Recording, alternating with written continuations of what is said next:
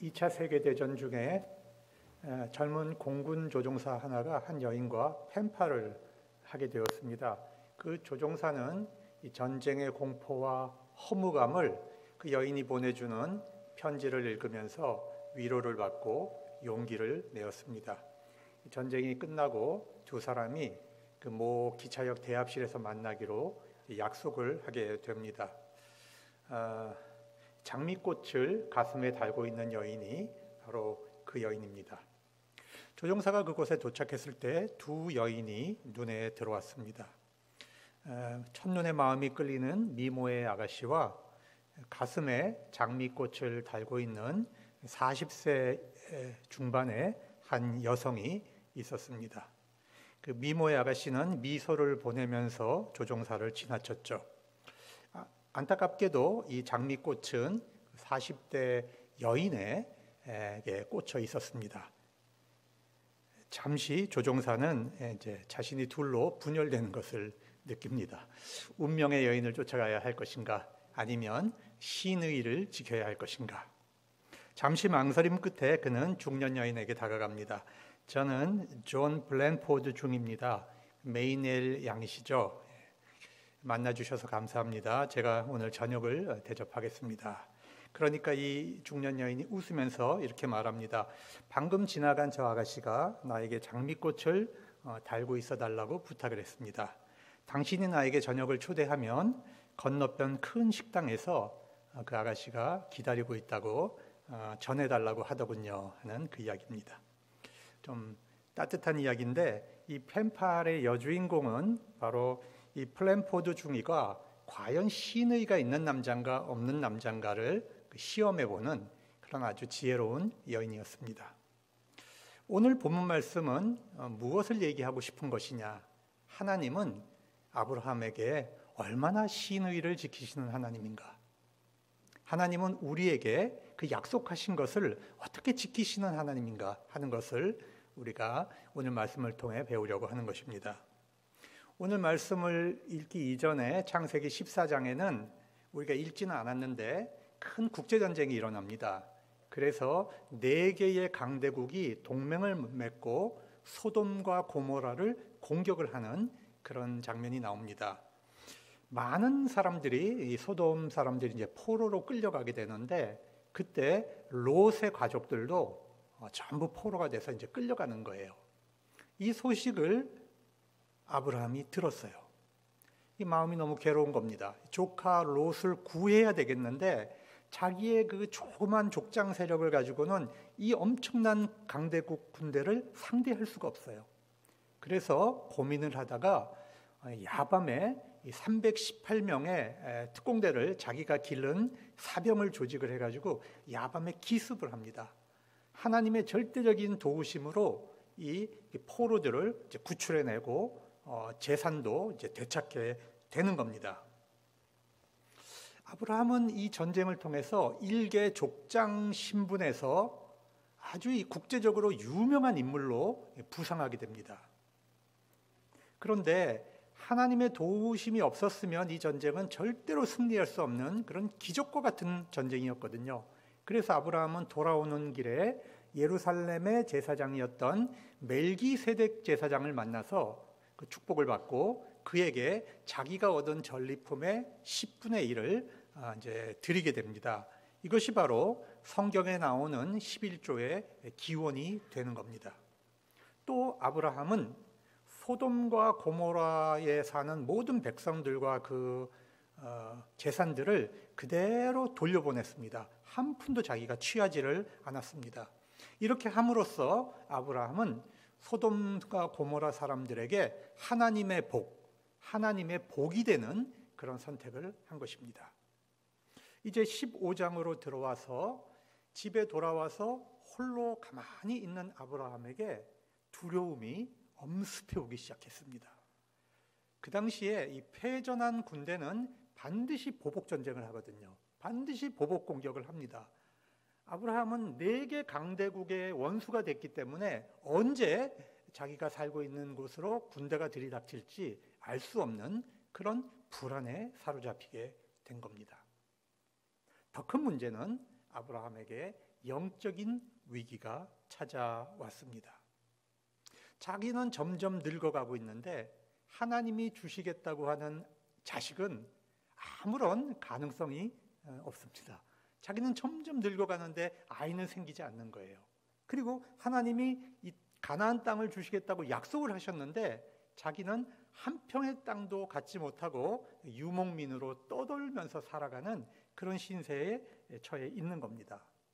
그러다 보니까 흔들리기 시작하는 거죠. 두려워지는 겁니다. 이때 하나님이 환상 중에 나타나셨습니다. 오늘 본문 15장 1절 말씀을 한번 같이 읽어보겠습니다. 네, 다 같이 이제 성경 보시고, 자, 시작.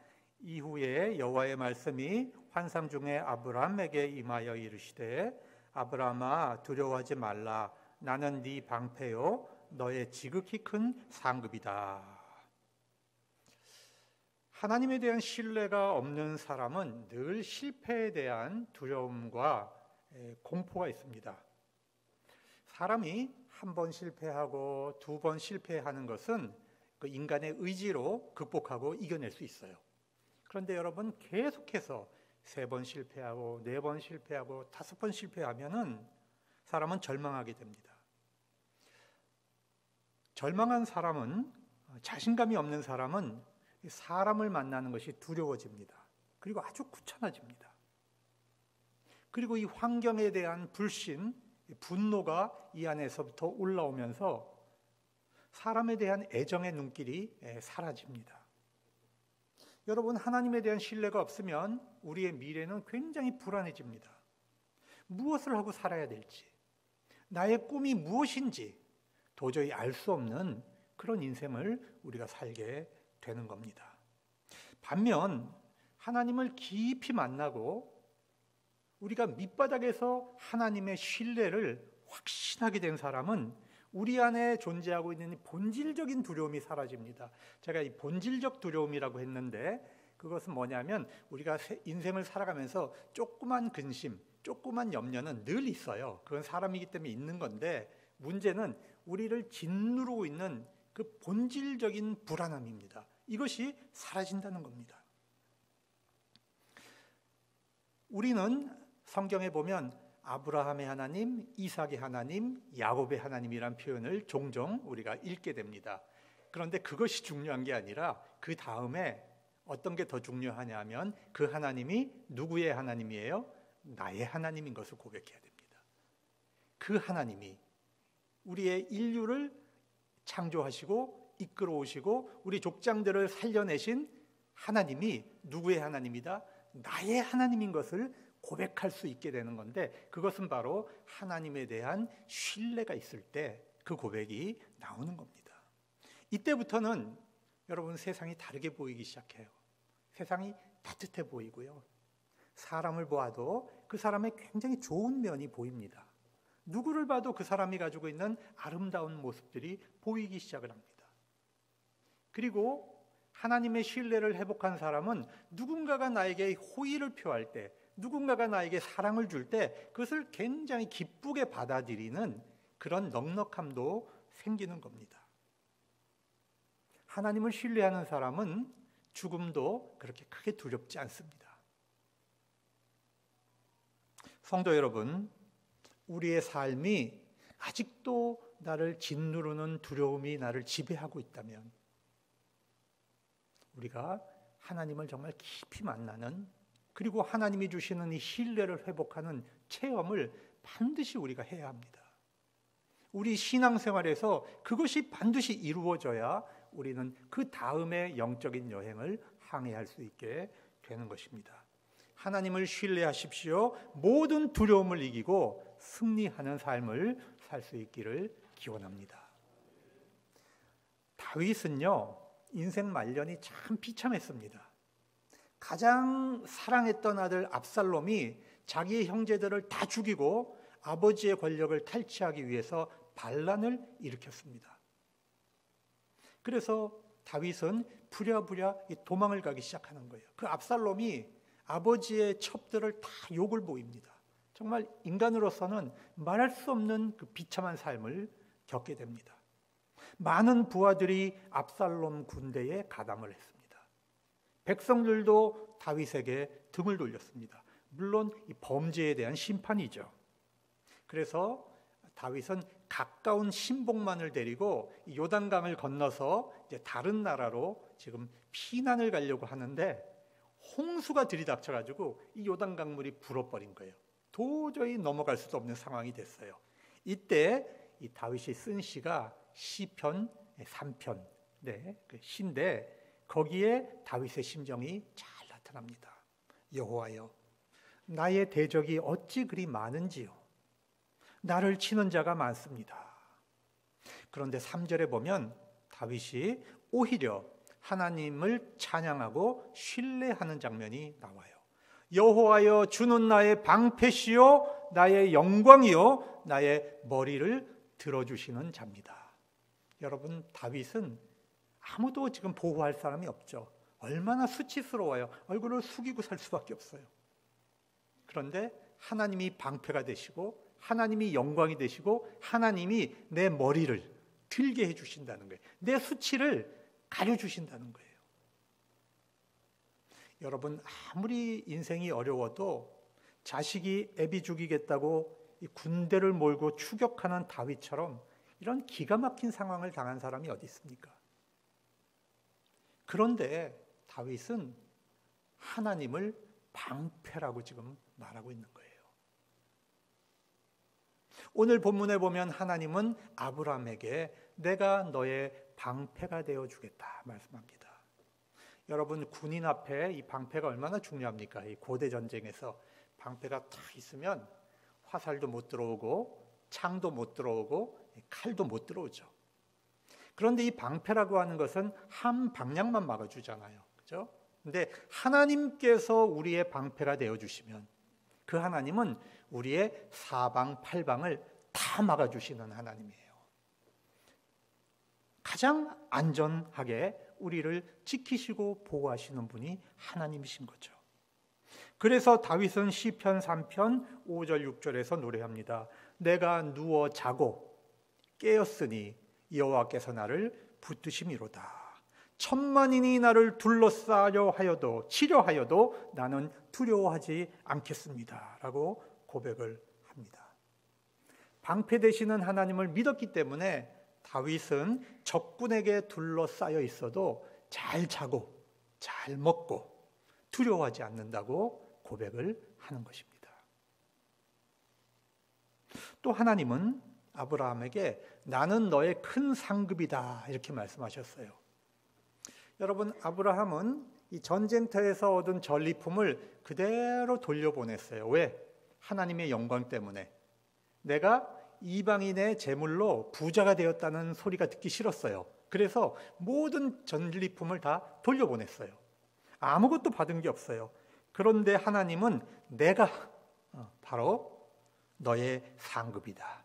네가 받을 상은 바로 내가 주는 것이다. 여러분, 이렇게 하나님이 말씀을 하고 계세요. 그런데 오늘 본문 말씀에서 재밌는 건 아브라함은 하나님께 불만을 터뜨리는 장면이 나옵니다. 지금까지 하나님이 하시는 모든 말씀에 아브라함은 단 한 번도 토를 달지 않고 순종을 했거든요. 그런데 오늘은 불평을 터뜨렸어요. 아무리 믿음이 좋은 사람도 자기가 기다리던 것이 잘 이루어지지 않으면 사실 지치거든요. 그리고 실망하게 됩니다. 2절을 한번 함께 읽어보겠습니다. 15장 2절 말씀 시작. 아브라함이 이르되 주 여호와여 무엇을 내게 주시려 하나이까? 나는 자식이 없사오니 나의 상속자는 이 다메섹 사람 엘리에셀이니이다. 자, 이렇게 말을 했습니다. 주 여호와여 이렇게 부릅니다. 여러분, 하나님께 기도할 때 여러분은 어떻게 하나님을 부르십니까? 우리는요, 사실 하나님의 이름만 잘 불러도 우리의 기도는 성공적으로 시작이 되는 거예요. 하나님의 이름을 어떻게 우리가 부르는가, 이것이 굉장히 중요해요. 우리가 살다 보면 인생은 참 녹록하지 않을 때가 참 많아요. 그래서 정말 기가 막히고 슬프고 억울하고 너무나 고통스러워서 우리가 운 적이 참 많습니다. 어쩔 때는 눈앞이 깜깜하고 아무 희망도 안 보이고 너무 희망이 없으니까 기도줄도 다 막혀버리는 때가 있어요. 여러분, 그러면 우리 어떻게 합니까? 하나님 앞에서, 여러분이 교회 나오시든지 집에서 우리는 아버지 그냥 부릅니다. 그죠? 아버지, 그냥 눈물만 쭉쭉 흘려요. 여러분, 근데 이 아버지만 불러도 우리의 기도는 시작이 되는 거예요. 여러분, 이게 굉장히 중요해요. 우리는 하나님의 자녀니까 우리는 아버지의 이름만 불러도 돼요. 왜? 우리 마음속에 있는 건 하나님이 다 아세요. 어떤 분은 뭐 1시간 기도한다, 2시간 기도한다, 뭐 그렇게 얘기하시는 분도 있는데 저는 그렇게 기도 못해요. 중요한 것은 우리의 기도를 아버지가 다 아세요. 정말 우리의 자세가 하나님을 향해서 어떻게 열려 있느냐 하는 것이 중요하죠. 아버지. 여러분, 이게 신뢰거든요. 하나님에 대한 신뢰가 있으면 우리가 하나님의 이름을 부를 수 있는 거예요. 아브라함이 주 여호와여 부른 것은 내 인생의 주인은 바로 하나님입니다. 내 삶의 주인은 하나님입니다. 언약을 지키시는 하나님을 부른 거예요. 주 여호와여 내게 무엇을 주시렵니까? 아브라함은 언제 자식을 주시겠냐고, 언제 약속한 그 약속을 이루어 주시겠냐고 하소연하는 겁니다. 하나님, 제가 자식 없이 죽으면 저는 나의 종 엘리에셀을 상속자로 삼을 겁니다. 그렇게 되면 하나님께서 약속 안 지키셨기 때문에 하나님은 거짓말쟁이가 됩니다. 이런 속뜻이 지금 요 안에 들어있어요. 하나님의 염장을 쿡 지르는 소리를 지금 한 거예요.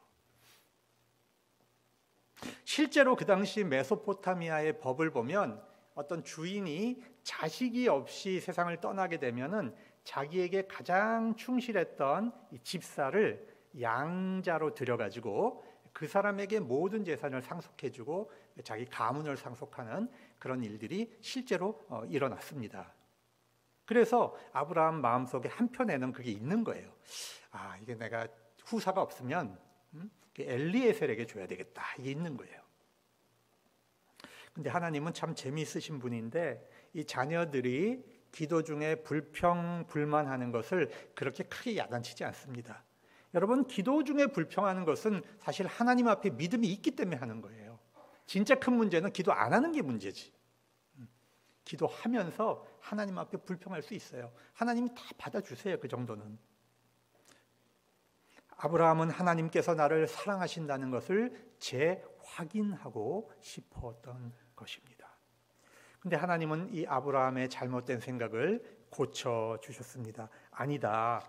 엘리에셀은 너의 상속자가 아니야. 너의 몸에서 태어날 아기가 바로 상속자가 될 것이다. 여러분, 정말 신기한 것은 하나님께서 처음부터 다 보여주시고 시작하는 것이 아니라는 겁니다. 아브라함은 아무것도 보지 못하고 자기 집을 떠났습니다. 그리고 가나안 땅에 들어오니까 이 땅을 너에게 주겠다 하고 하나님이 말씀을 보여주셨어요. 믿고 순종하고 동행하고 믿음이 성장하니까 하나님이 언약을 더 구체적으로 보여주시는 거예요. 여러분, 우리의 신앙생활도 마찬가지예요. 하나님이 모든 것을 보여주시고 시작하지 않아요.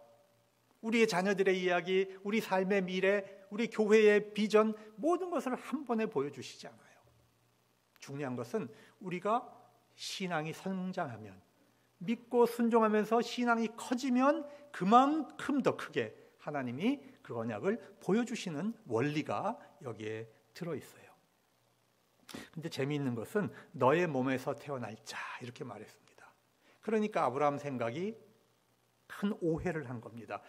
사라의 몸에서 태어나지 않고 내 몸에서 태어날 자라고 했으니까 나중에 하갈을 씨바지로 받아들이는 그런 잘못을 저지르게 됩니다. 그런데 창세기 17장에 가서야 하나님이 사라의 몸에서 태어날 자가 상속자다, 그렇게 알려주세요. 아니, 처음부터 처음부터 사람의 몸이라고 시작이 됐으면 이런 일이 없잖아요. 여기에 우리의 딜레마가 있어요. 여러분, 우리가 인생을 살아가면서 하나님의 뜻을 다 알고 살지 못하는 거예요. 즉, 믿고 순종하면서 우리의 신앙이 자라야 하나님의 뜻을 더 크게 볼 수 있다고 하는 그 영적인 원리가 담겨 있는 것입니다. 하나님께서는 지금까지 이 말씀으로만, 청각으로만 아브라함을 교육하셨습니다. 그런데 신앙이 자라니까 이제 때가 가까워지니까 이제 시청각 교육을 이제 하시기 시작합니다. 그래서 아브라함을 밖으로 데리고 나갔어요. 하늘의 별을 보여주시면서 한번 세봐라. 하늘의 별을 세봐라. 열심히 셌을 거예요. 하나, 둘, 셋, 넷. 세면서 아브라함이 무슨 생각을 했을까? 아, 이 엄청난 우주를 창조하신 하나님, 이 수많은 셀 수 없는 별을 창조하신 하나님이 나에게 상속자를 준다고 하는 것은 이건 일도 아니겠구나 하는 것을 깨닫지 않았겠어요? 하나님, 별이 너무 많아서 못 세겠는데요. 그래, 네 자손이 그렇게 될 거야. 여러분, 우리가 힘들고 지치면 종종 하나님이 창조하신 이 자연에 들어가서 쉬는 것이 굉장히 중요한 것 같아요. 이 자연 속에서 하나님을 만나고 우리의 믿음을 회복하는 것도 굉장히 좋은 방법이겠다, 이런 생각을 좀 해봤습니다. 하나님이 참 아브라함을 이뻐하신 이유가 있어요. 우리 6장 말씀을 한번 6절 같이 읽어보겠습니다. 시작. 아브라함이 여호와를 믿으니 여호와께서 이를 그의 의로 여기시고. 이것이 바로 이 종교개혁을 하게 되는 가장 중요한 원리죠. 아브라함은 불평하다가 하나님이 구체적으로 언약을 더 보여주시니까 그대로 믿어버렸어요. 어떤 사람은 구약은 율법의 시대요, 신약은 믿음의 시대다, 이렇게 말을 하는데 저는 그렇게 보지 않습니다. 어떤 시대를 막론하고 하나님은 믿음으로 사람을 구원하셨지 율법으로 구원하신 적은 단 한 번도 없습니다. 하나님의 구원의 원리는 동일합니다. 노아가 윤리적으로 완벽해서 하나님이 의인이라고 인정하신 것이 아닙니다. 아브라함이 공로가 많아서 하나님이 그를 이뻐하신 것이 아니에요. 두 사람 다 하나님을 향한 믿음으로 하나님 앞에 의롭다고 인정을 받아요. 이 세상에는 이 세 가지 법칙이 있거든요. 첫째는 자연 법칙이에요. 하나님이 만드신 이 천지가 이제 움직이는 그 법칙이 있고 원리가 있어요. 그래서 이 과학자들이 그 법칙 하나를 잘 발견하면 노벨 물리학상을 타게 됩니다. 그런데 더 새로운 법칙을 발견하면 그 이전의 법칙은 사실 힘이 없어지는 거예요. 두 번째 법칙이 양심의 법칙인데 사람들은 도덕법, 윤리적인 법에 따라서 세상을 살아갑니다. 그런데 이것도 완벽하지 않아요. 우리가 어릴 때 남녀 칠세 부동석 이런 얘기를 들었지만 요즘에 그 남녀 칠세 부동석이 어디 있습니까? 윤리적인 개념도 이게 변하는 거거든요. 근데 세 번째 법칙, 하나님의 불변의 법칙은 뭐냐? 은혜의 법칙이라는 거예요. 한번 따라해 볼까요? 은혜의 법칙. 미운 놈인데 하나님이 이쁘시다고 인정하는 거예요. 그게 죄투성인데 하나님이 의롭다고 인정해 주시는 법칙이에요. 여러분, 이것이 바로 은혜의 법칙인데 이것은 하나님 안에 있는 사람에게 변함이 없습니다. 불변의 법칙이에요. 하나님이 우리를 이쁘시다고 하는 거예요. 하나님이 우리를 의롭다고 인정하시는 거예요. 안 이쁜데 실제는. 여러분, 믿음이 뭔지 아세요? 하나님이 나를 사랑한다 그러면 그냥 그걸 받아들이는 거예요. 어떤 사람은 아이고 하나님, 저 같은 죄인이 어떻게 하나님이 의롭다고 하실 수 있겠어요? 저는 감당 못해요. 이거 겸손한 것 같죠? 이거 아주 교만한 겁니다. 영적으로 아주 불신앙이에요. 잘못된 신앙입니다. 여러분, 갓난 애가 태어나면 사실 예쁜 애가 거의 없어요. 엄마 뱃속에서 10달 동안 이 퉁퉁 불어서 나오는데 어떻게 이쁘겠어요? 그런데 그 부모님들 눈에는 기가 막히거든요. 그 아이가 얼마나 이쁜지 몰라요. 여러분, 제가 공부할 때는 꽤 분석적인 사람이거든요. 그런데 저도 38에 그 이제 아기를 이제 보게 됐어요. 그러니까 우리 병원에서 제가 그 애가 제일 이뻐 보이더라고요. 제가 이제 그리고 이제 유학을 하던 중에 이제 들어왔다 나갔는데 그 사진을 갖고 가서 사람들을 보여주는데 이쁘다고 반응이 영 아니에요. 지금 이렇게 보면은 얼굴이 화끈거려요. 얘가 불균형이야. 그 아기 때는 이게 커지면서 좀 나아졌는데 정말 못생겼어요. 근데 그 부모 눈엔 이쁘거든요. 여러분, 안 이쁜 아기인데도 그 아이가 엄마 아빠를 향해서 한번 미소를 지어 보세요. 기가 막히잖아요. 얼마나 이쁩니까? 여러분, 하나님의 사랑을 그대로 받아들이면, 하나님을 향해서 우리가 믿음으로 웃으면 하나님이 우리를 그렇게 이쁘게 보시는 거예요. 여러분, 이것이 바로 은혜입니다. 이것이 바로 믿음이에요. 7절 8절 한번 같이 읽어보겠습니다. 시작. 또 그에게 이르시되 나는 이 땅을 네게 주어 소유를 삼게 하려고 너를 갈대아인의 우르에서 이끌어낸 여호와니라. 그가 이르되 주 여호와여, 내가 이 땅을 소유로 받을 것을 무엇으로 알리이까? 자, 하나님께서 이제 내가 왜 너를 갈대아 우르에서 데리고 나왔는지 설명해 주겠다. 이 땅을 너에게 줄 거다. 다시 한번 언약을 확인해 주는 겁니다. 그러니까 8절에서 아브라함이 하나님, 제가 이 땅을 갖게 되는 것을 어떻게 알겠습니까? 한 번만 더 저에게 확신할 수 있는 걸 보여주세요. 그렇게 요청을 하는 겁니다. 여러분, 하나님은요, 가끔 우리에게 더 큰 믿음을 주시기 위해서 기적을 보여주실 때 있고 표적을 보여주실 때 있어요. 늘상 그러시진 않아요. 근데 굉장히 독특한 경우에 그래요. 특별히 예수 처음 믿을 때는 은혜를 많이 받아요. 방언이 터지기도 하고. 그 사람이 믿음이 좋아서 방언 주시는 게 아니거든요. 그 사람에게 뭔가 믿음을 주기 위한 근거 때문에 하나님이 기적을 보여주시기도 해요. 근데 이 사람이 착각해가지고 내가 방언 받았으니까 내 믿음이 더 큰 줄 알아요. 막 교만해질 수 있고 그런 일이 종종 벌어지거든요. 그런 게 아니에요. 하나님이 기적과 이적을 보여주시는 건 믿음 때문에 주시는 게 아니라 그 믿음을 더 크게 하기 위해서 보여주시는데, 자, 기드온도 그랬어요. 이 미드온과 전쟁을 하러 나가야 되는데 도저히 자신이 확신이 없어요.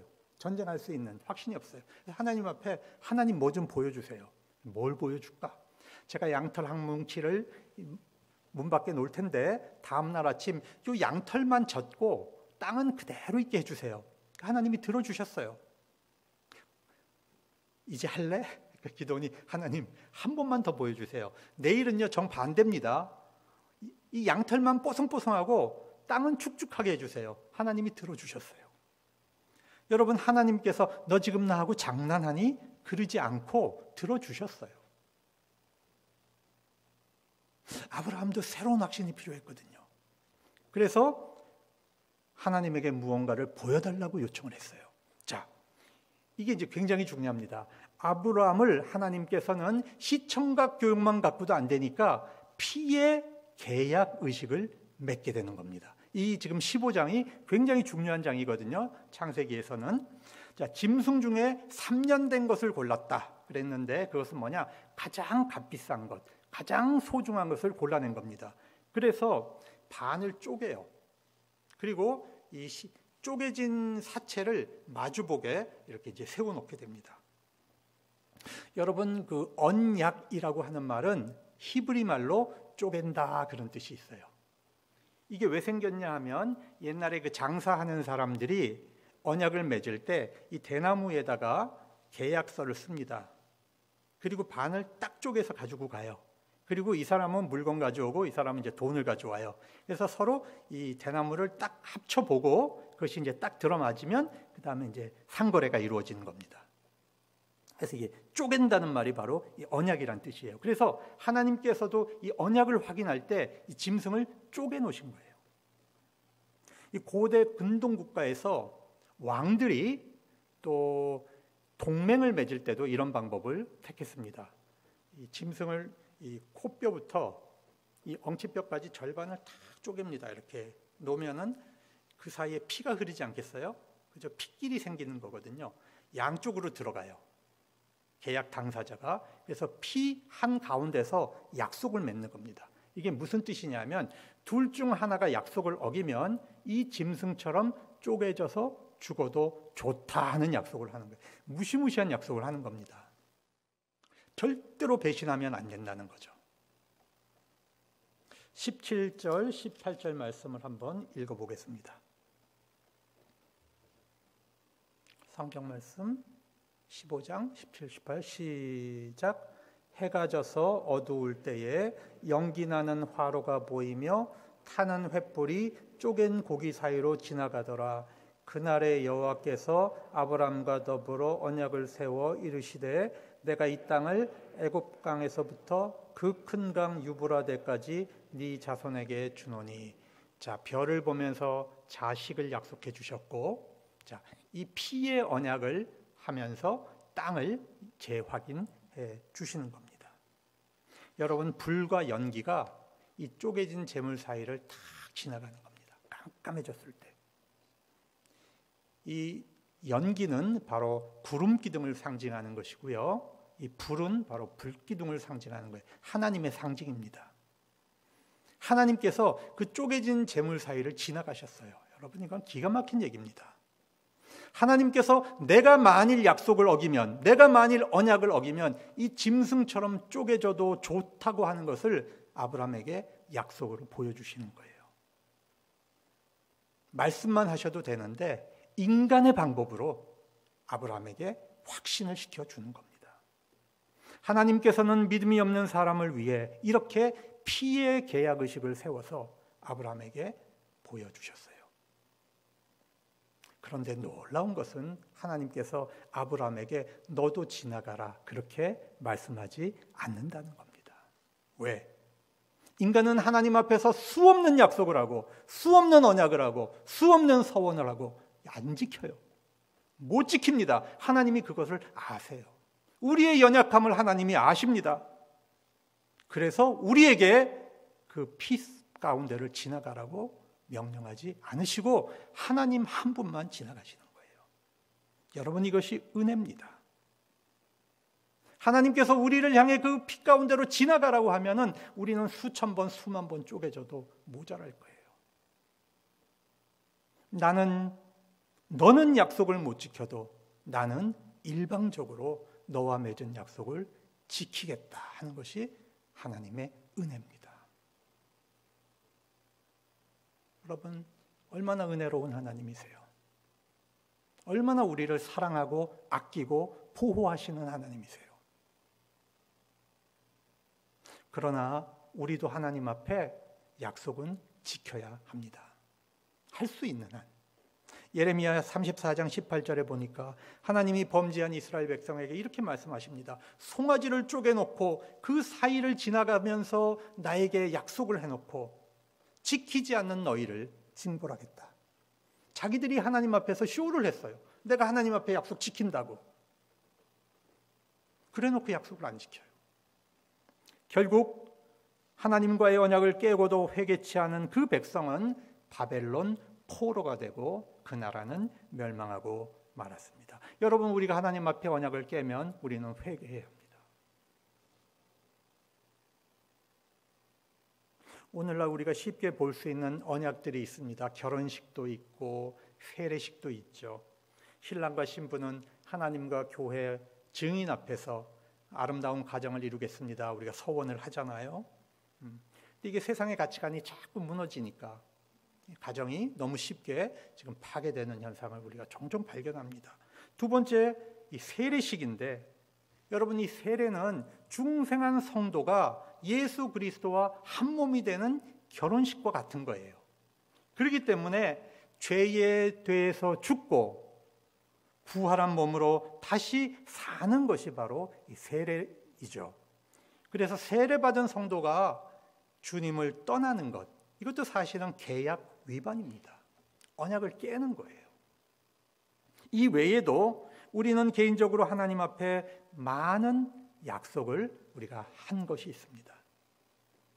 그 약속을 잊고 때로는 무시하고 우리가 살고 있지 않습니까? 바로 그러한 언약 파괴 때문에 예수 그리스도께서 십자가에서 짐승처럼 자기의 몸이 찢겨지는 피의 길을 만들어 주신 것입니다. 그것을 통해 우리가 용서받고 있어요. 사랑하는 여러분, 오늘 말씀을 통해서 우리가 한번 깊이 생각을 해봐야 할 것이 있습니다. 하나님께서는 아브라함의 소원을 당장 들어주시지 않고 언약을 재확인해 주시는 것으로 끝을 냅니다. 왜 하나님께서는 당장 우리의 기도를 들어주시지 않을까요? 왜 당장 응답하시지 않을까요? 그것은 아직 때가 아니기 때문에 그래요. 우리의 믿음과 신앙이 성장하는 최적의 때가 되었을 때에 하나님의 언약이 이루어지는 것입니다. 그래서 우리도 모르는 사이에 우리가 한참 지나고 난 다음에 우리의 기도가 응답됐던 것을 많이 발견하게 돼요.